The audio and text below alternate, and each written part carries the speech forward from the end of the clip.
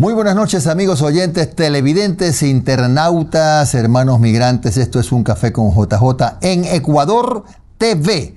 Hoy vamos a tener con nosotros al magíster Cristian Puente García. Él es abogado, director ejecutivo de la Agencia de Regulación y Control de Hidrocarburos ARCH, asesor jurídico público y privado, experto en derecho ambiental, coordinador, director y líder de proyectos, máster en Derecho Internacional. El tema es los pormenores de la investigación y el juicio del llamado caso AAA. Bienvenido, abogado Puente. Gracias por acompañarnos y quisiéramos comenzar consultándoles si ustedes, como ARCH, están preparados para el siguiente paso que se da en esta larga trayectoria hasta el juicio del caso AAA, que el 31 de enero se reinstala, o se instala, mejor dicho. Hola Jimmy, un saludo para toda su audiencia. Estamos 100% preparados, estamos preparados desde todas las audiencias fallidas que han venido sucediendo desde el año pasado. Por eso creo oportuno que se haga un llamado a los sujetos procesales para que dejen esta práctica dilatoria que lo único que propende es la obstrucción de la justicia. Han sido 13 audiencias fallidas en las cuales les ha sucedido de todo a los abogados de los procesados, y ya es momento de detener esa práctica desleal y se instale la audiencia de juicio el día 31 de enero del 2026. Claro, abogado, ¿hay la posibilidad de que nuevamente se presente otra dilatoria? Recordemos que en diferentes instancias de este proceso hay abogados que han informado y se han valido documentos en los que se menciona pues que están con algún tipo de problema de salud, que no pueden presentarse, que recién están recopilando la información y etcétera. ¿Qué pasa si nuevamente dos abogados, un abogado, tres abogados de los 17 imputados se excusa?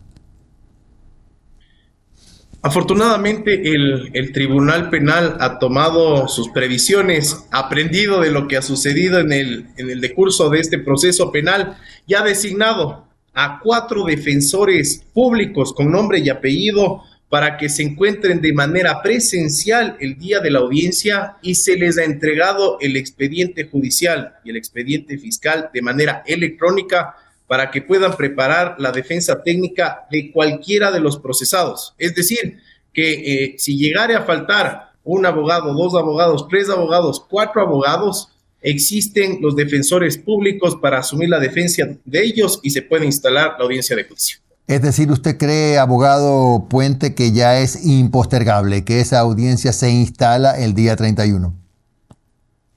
No podría hablar de absolutos, todo puede suceder, se pueden enfermar 5, o sea, lamentablemente todo puede pasar, pero se está tratando de mitigar el riesgo y yo creo que ha sido una buena gestión la que están procurando hacer por parte de la Administración de Justicia, porque también esto consume recursos del Estado.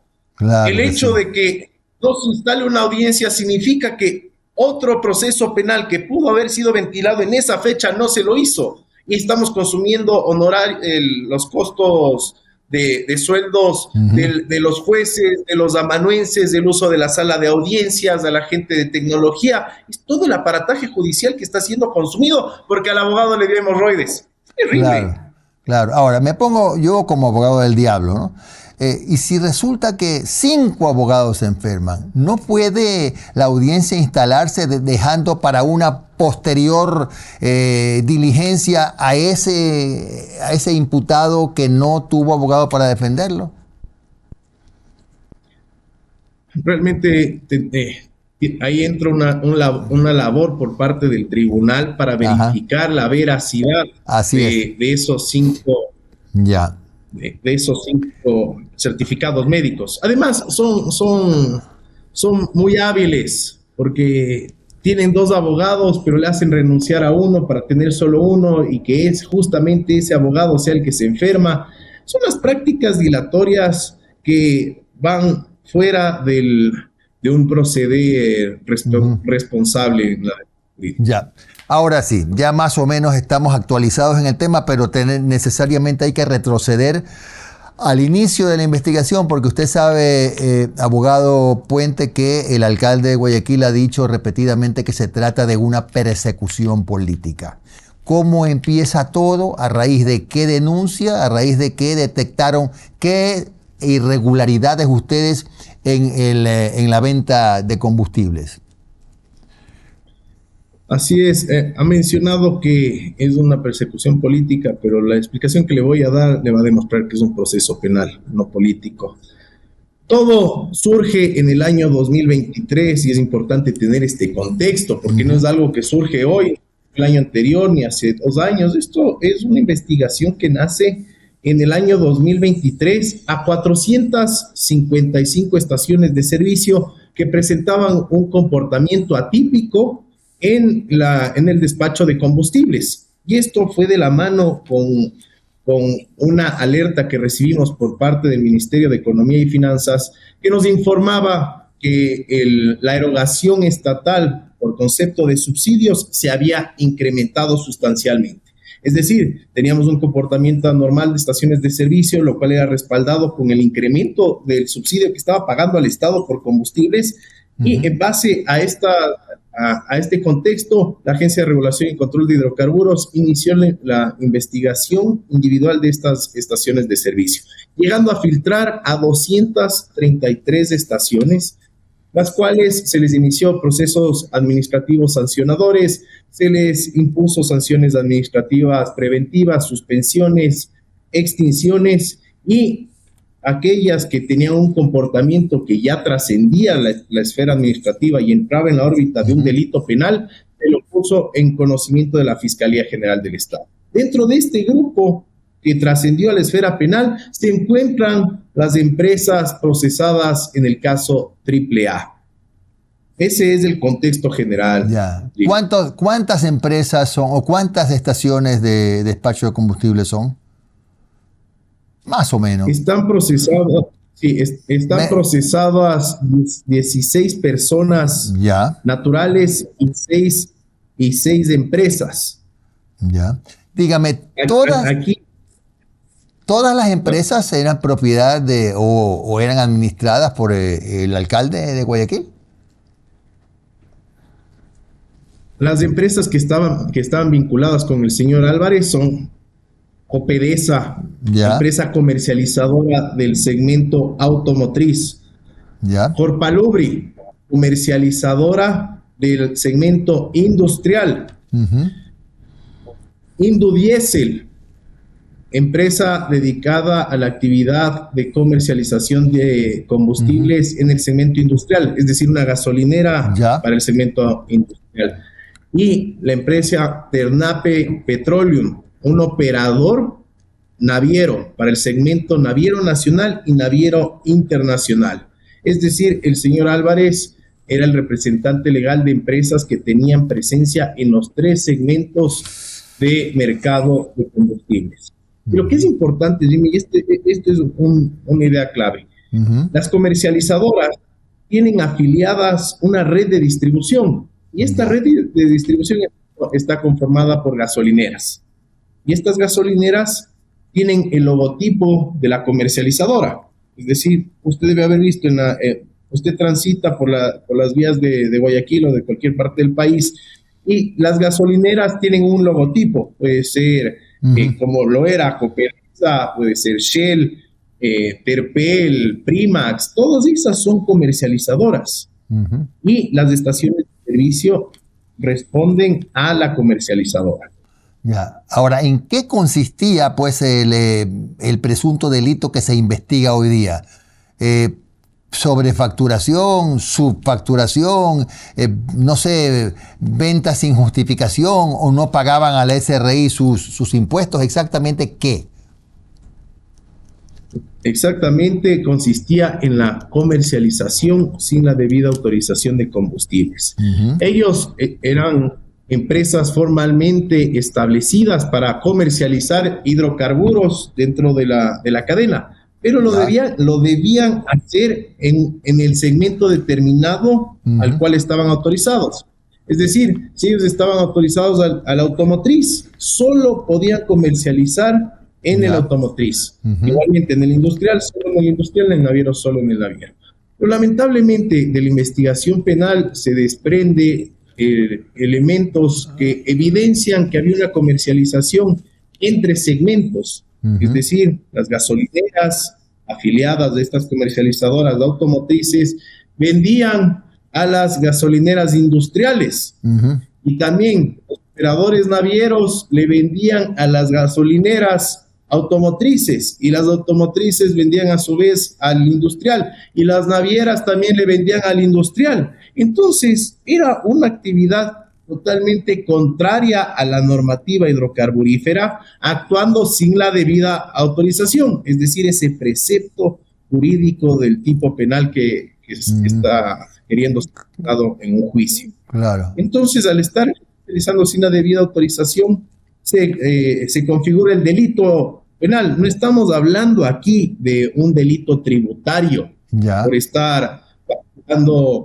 por haber eludido impuestos o por haber dejado de facturar o por evitar hacer las declaraciones a la renta. Eso no existe. Ese es un elemento probatorio adicional que sustenta y justifica la comercialización ilegal. No es el delito en sí, es un elemento dentro de todo el acervo probatorio que tenemos y que demuestra que habían transacciones pagadas y efectivamente declaradas al SRI. ¿Aproximadamente hace cuántos años se venía operando así como usted lo ha señalado, abogado? De la investigación penal efectuada por Fiscalía, se evidencia, o sea, se hace un marco de investigación desde el año 2020 al año 2024.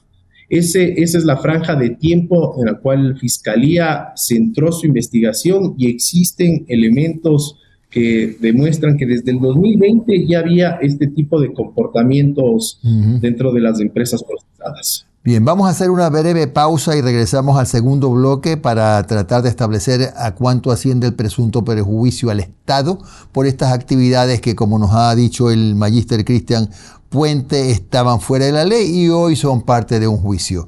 Ya volvemos en 3 minutos.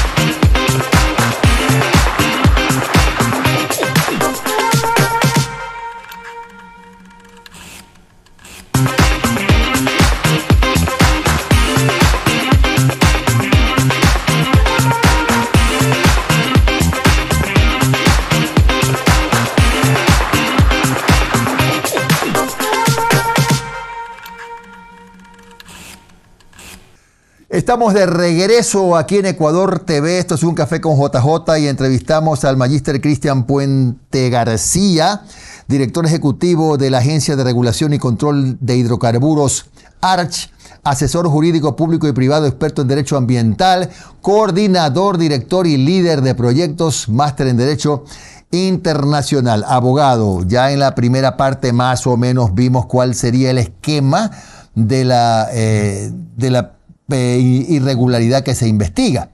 Pero aquí, por ejemplo, nos gustaría saber a cuánto ascendería el perjuicio al Estado por estas actividades que la Fiscalía ha determinado como irregulares con la documentación que le presentó la ARCH. Por supuesto, Jimmy, en la audiencia de juicio se va a practicar toda la prueba pericial que sustentaría un perjuicio al Estado que asciende a los 94 millones de dólares. Es decir, toda esta comercialización ilegal y abuso de subsidios habría ocasionado un perjuicio al Estado en 94 millones de dólares. Y eso será practicado y valorado en la audiencia de juicio que debería instalarse el 31 de enero del 2020. Ya. Precísenos algo, abogado. Estos 94 millones fueron por el mal uso del subsidio. Corresponde al subsidio. Por el daño emergente y el lucro cesante. ¿Qué significa eso?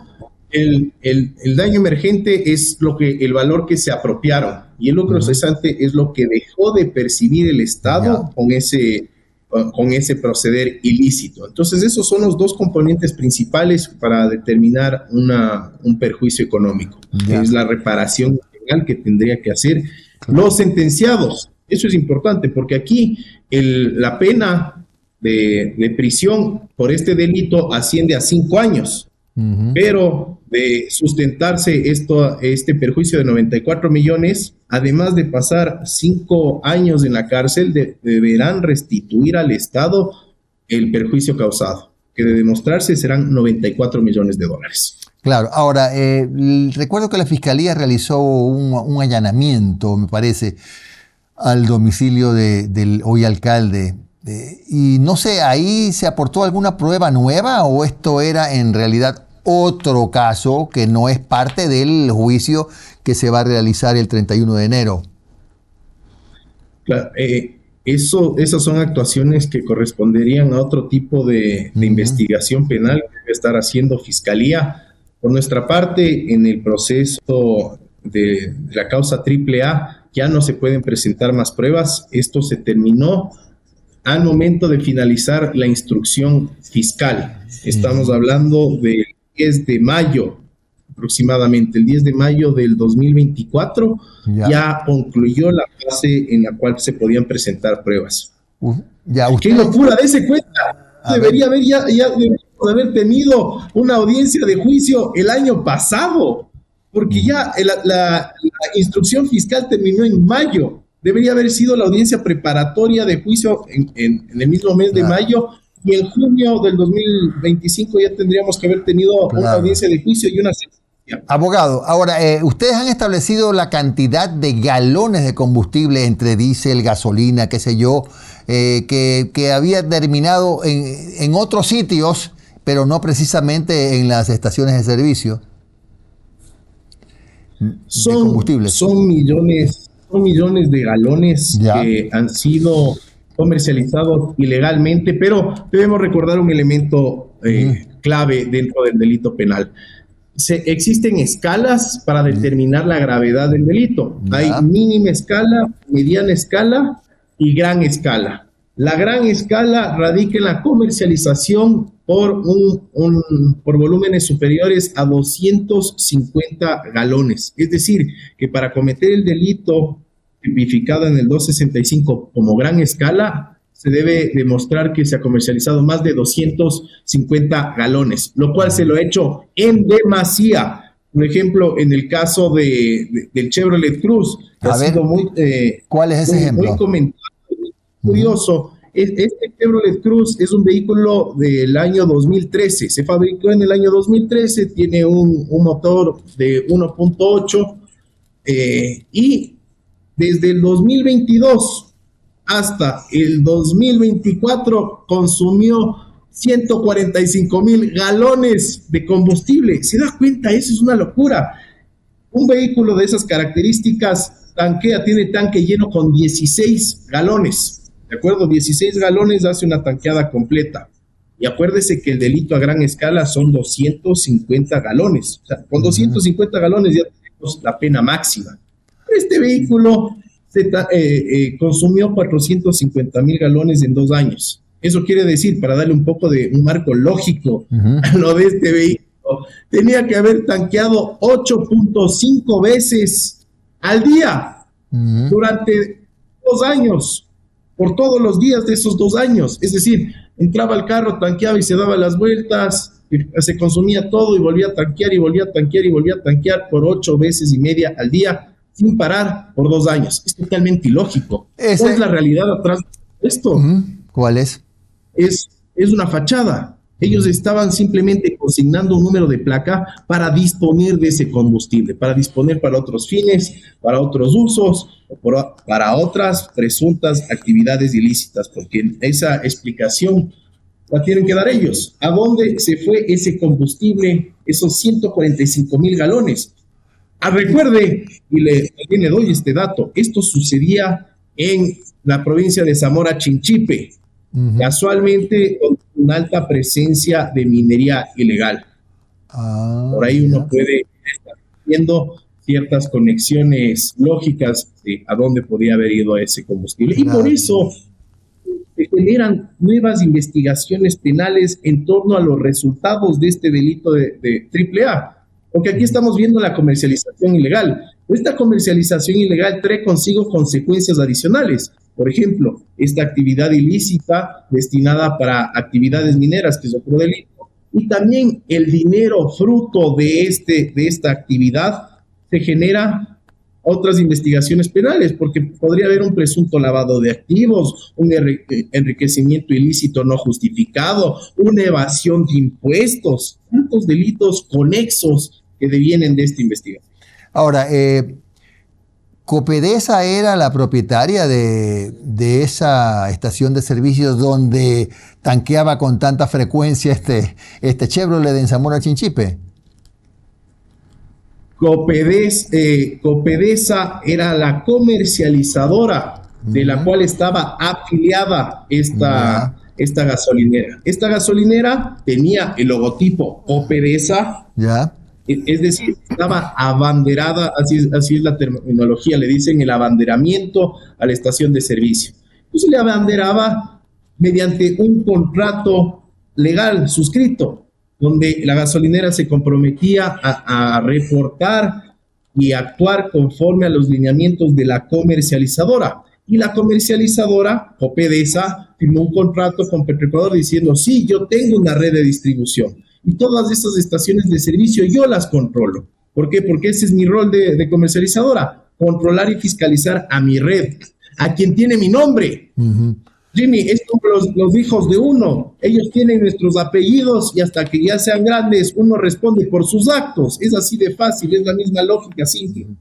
A ver, para tratar de graficar con algún otro ejemplo, el presunto delito radica en que, por ejemplo, valga la redundancia, en las gasolineras de Copedesa de Guayaquil consumían mucho más combustible que el que podían vender, o por lo menos reportaban el consumo muy superior a lo que podían vender, procurando ponerlo en fácil.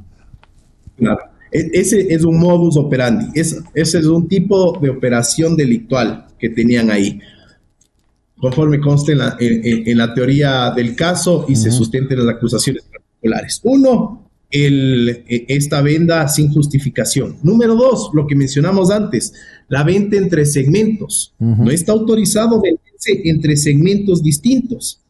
Número tres, ventas a usuarios fantasmas. ¿En qué consistían estas ventas de usuarios fantasmas? Por ejemplo, a Chevrolet Cruz le tenemos muy identificado con el número de placa, el año del vehículo, le tenemos clarísimo. Eso es importante porque forma parte de la trazabilidad del combustible. Es el control que hacemos, de dónde salió y hasta dónde llegó. Pero también vendían a usuarios sin registrar el número de placa, siendo esto un requisito legal establecido en la normativa hidrocarburífera. Los señores vendían sin placa, es decir, sacaban la factura sin el número de placa y hay miles de galones facturados sin registro de placa. ¿Qué significa eso? ¿A dónde se iba ese combustible? O sea, aquí ya no les importaba hacer esta fachada de legalidad de ponerle al Chevrolet Cruz. Ya simplemente decía, ya no importa. Factura. Con tal aquí lo que importa es facturar. Entonces daban la factura y despachaban el combustible. Y respetaban y lo que hacían era comercializar sin la debida autorización. Y es cierto, como ha dicho la defensa del actual alcalde, que desde el primer minuto ha habido una persecución, vuelvo a lo mismo, ha habido una persecución política porque es el alcalde de Guayaquil. No hay una persecución política, hay un proceso penal. Y debemos recordar que aquí, concretamente para el señor Álvarez, esta investigación penal y este proceso penal se inició antes de que él adquiera la dignidad de ser burgomaestre de Guayaquil. Esto fue mucho antes, porque si habría sido dentro del periodo de su alcaldía, él tendría un derecho de fuero especial. Ya se estaría discutiendo en una alta corte provincial, bajo la investigación del fiscal provincial. Es el trato que tendrían las autoridades cuando cometen un delito. Es decir, tienen una mayor rigurosidad y formalidad por parte de los jueces que le juzgan. En este caso no, esto sucedió mucho antes, cuando el señor no era una figura política, o si lo era, no tenía un alto cargo dentro del Estado ecuatoriano. ¿Qué expectativa tiene usted del inicio del juicio del 31 de enero, suponiendo que no haya ninguna novedad que motive ninguna otra postergación? Esto ha sido realmente una apuesta a prueba para la Administración de Justicia, y creo que están haciendo todos los esfuerzos para sacar adelante esta situación y lograr que se instale la audiencia de juicio para no perjudicar más a la justicia ecuatoriana. ¿Qué es lo que espero yo? Que se cumplan las previsiones legales de que se instale el 31 de enero del 2026 y finalmente inicie la audiencia de juicio. Porque, Jimmy, esto no es de un día para el otro. Estos serán varios días de audiencia donde se va a practicar toda la prueba testimonial, documental, pericial. Es un trabajo bastante extenuante. Por ello es importante que esto ya inicie. De una vez, como dicen, al mal paso darle prisa, y que las defensas realmente adquieran ese rol de proteger los intereses de sus patrocinados y busquen la ratificación de inocencia de sus clientes y no dilaten más esta causa, porque no tiene sentido. Realmente es un desprestigio para ellos mismos que los abogados utilicen certificados médicos o simplemente se ausenten para dilatar la causa. Bien, muchas gracias al magíster Cristian Puente García, que es el director ejecutivo de la Agencia de Regulación y Control de Hidrocarburos, ARCH. Que tenga usted una buena noche, muy amable. Gracias. Igual para usted, Jimmy, una buena noche. Gracias por la invitación. Gracias. Bueno, y con esto terminamos el último programa. No es el último, mañana es viernes. Estoy pensando que hoy es viernes, el último programa de la semana. Es el exceso de trabajo, ya me han dicho, tengo que descansar un poco, pero me encanta este trabajo. El lunes volveremos con ustedes a las 10 de la noche en Ecuador TV. Descansen.